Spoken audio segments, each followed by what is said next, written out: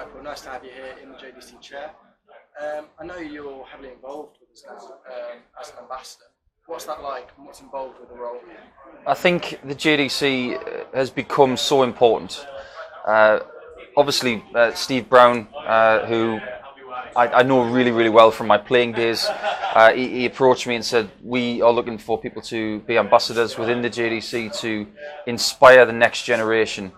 And I'm 39 years of age, and I look back to when I was growing up and the role models that I had.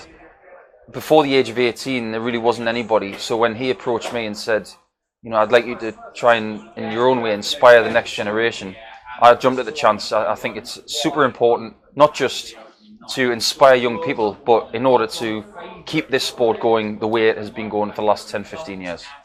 And of course, the facilities now are fantastic for young players from even the age of 7 now up to 18. What were the facilities like when you were growing up? There weren't any. It was a bedroom. It was a set of darts and a dartboard and dedication. That's what it was like for me. I sacrificed time with my friends. They would corroborate that. For me, it was finish my homework, and then when I did that, I was allowed to go and practice in my room. And sometimes I would practice till 2, 3 in the morning, and it would drive my parents and my neighbours crackers.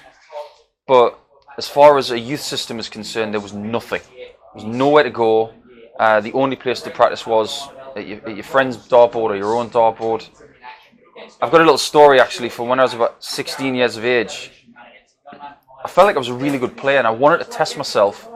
So I actually went to a local social club as a 16-year-old and lied about my age. I told them I was 18 and I gave them a fake name. I said I was called Paul Nicholson.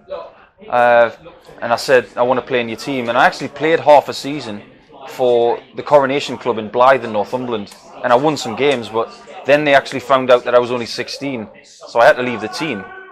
So after that, my parents said, look, you've got to wait until you're 18 to play anywhere.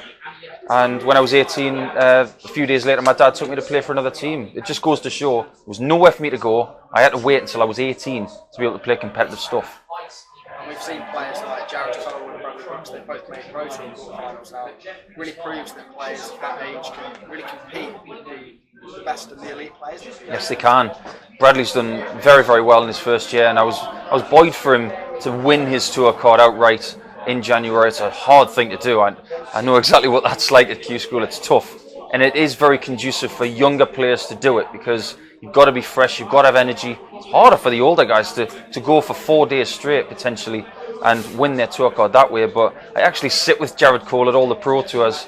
He's a fabulous young man, great attitude, and he thoroughly believes that if he does things right, he will have a fabulous future. But the one thing that I feel that Jared has more than anybody else that I've seen in the young generation is a great listener. He's learning from everything he sees and everything he does. And he's had a few knocks this season. He played Barry Lynn in a European qualifier, 5-0 up, one more leg, and he lost 6-5. But he didn't cry about it. He just said, it's one of these things that happens, and he's going to get stronger. He's a fabulous talent. Just finally a bit on the JDC World Championships. It's a fantastic stage for the young players. There's a lot of great players coming through, and to give them a stage to affect their game is the pinnacle of the JDC. It's just great for them to perform on that sort of stage. There's always got to be something to shoot for, and no matter whether you're Michael van Gerwen or whether you're someone who's ranked 600 in the world or whether you're a 12-year-old kid playing in your bedroom, you've got to be motivated to do something that you think you can't. And even if you think you can, you need to be able to shoot forward to do that. Michael van Gerwen has got world titles and world match plays and everything else, but he's always got some form of motivation. When I was a kid, practicing at 1, 2 in the morning in my bedroom, I would not go to bed unless I hit 180. That was my little thing.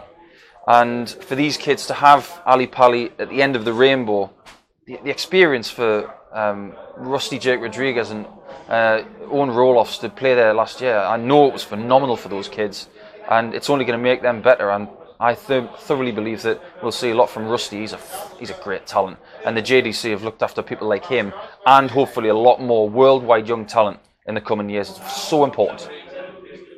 Fantastic, mate.